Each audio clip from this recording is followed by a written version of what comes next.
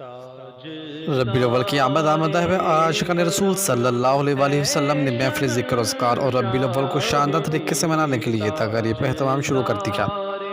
رتہ ٹیبہ وہاڑی میں تحریک عاشقان رسول صلی اللہ علیہ وآلہ وسلم کے زیر اہتمام استقبال ربی الاول سیمینار منعقد کیا گیا۔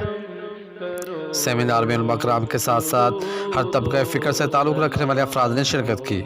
ضلع صدر پاسبان ڈیموکریٹک پارٹی میاں محمد ذیشان ایڈوکیٹ، نائب ناظم انجمن طلبہ اسلام ملک شاہنواز کھوکھر اور F D Pasban media group and news network Mian Muhammad Ashir advocate نے خصوصی شرکت کی۔